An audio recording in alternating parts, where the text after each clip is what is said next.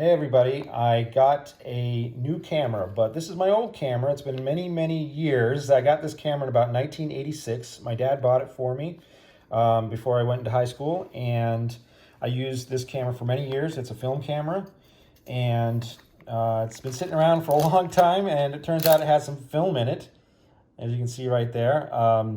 It's probably been sitting around for at least 15 years since I last used it, and because it doesn't really need a battery except for the meter and to do other than the 60th of a second or bulb mode. It doesn't have a battery in it. I've been into photography for over 30 years, and now everything is digital, and I've been wanting to get a digital SLR camera for a long time.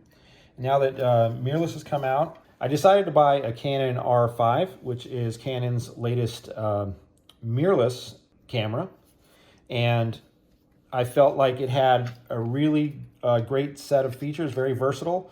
So I finally did it. I finally upgraded, and it's a major upgrade.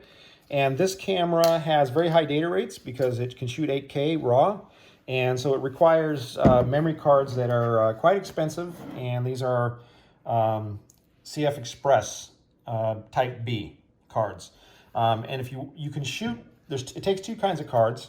SD cards and CFexpress, but to record the highest data rates at 8K, you have to have a CFexpress card. So I ordered CFexpress cards from Angelbird, which is an Austrian company, and I had just heard about them, and I looked around for different places to buy cards, and they had a pretty good deal on 256 gigabyte cards. So I ordered a pair of them, but they sent me two 1 terabyte cards, and that was just a major luck because they said they were out of stock of the 256 gig ones after I'd ordered it, and they didn't want it to delay, so they actually sent 1 terabyte ones, which is amazing because these are very expensive cards. Basically, you're looking at $1 per gigabyte, roughly. I mean, you can get them for less than that, but it's still pretty expensive. So these would normally be over $500 a piece, and I got both of them for about $500. Anyway, so I was looking at their website because I was going to get another card, and I noticed that there was a firmware update, and it was 1.2. So I thought, you know what, I'll update the firmware and see how that goes. And so really, that's what this video is about. So I've updated one of the cards, and it's up to firmware 1.2. And the other card has the original firmware. So let's see how much of a difference it makes. So the changelog showed, okay, so it's off. Here we go. On. Okay, so it's pretty quick. It's not bad. But let's try out this new card, or the updated card.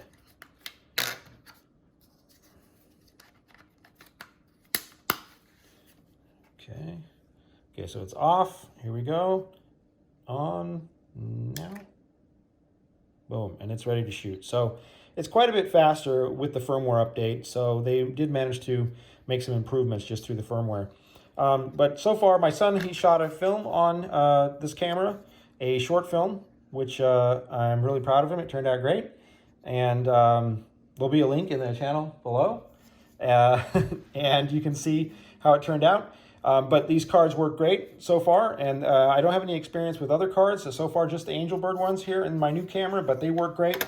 And so I do recommend those. But one thing I should note is that in order to update the firmware on these cards, it said and it emphasized very strongly that you had to use their card readers. So I actually bought one of their card readers so that I could update the firmware. And considering the investment that these cards are, the cost of these cards, getting a good quality reader is kind of important. This one's nice. It has the plug that goes inside to keep it from being stressed, and also it has a switch for write protect, which is pretty unique. I don't think I've seen that on other card readers. It's also entirely made out of metal, and it feels very durable and good quality. And I did a test on the Mac. The transfer rate was over 1 gigabyte a second, and on my PC it was about 250 megabytes a second. So it's pretty fast as long as you're using USB 3.2 or whatever that is, or Lightning. You can get really good transfer rates, and So I do recommend this card reader, but I also recommend this one from ProGrade, which is my original one that I got. It was, I believe this is about $80, and it's a dual card reader, so it reads UHS 2 and CFexpress, and it has a USB port. It's also very fast. It's comparable in speed. I could do another video actually comparing these in more detail, but that's not really what this video is about. I just want to let you know that these Angelbird firmware updates actually help, so I do recommend that. And if you guys want to see any other photography videos, please let me know in the comments. Please like and subscribe, and thanks for watching.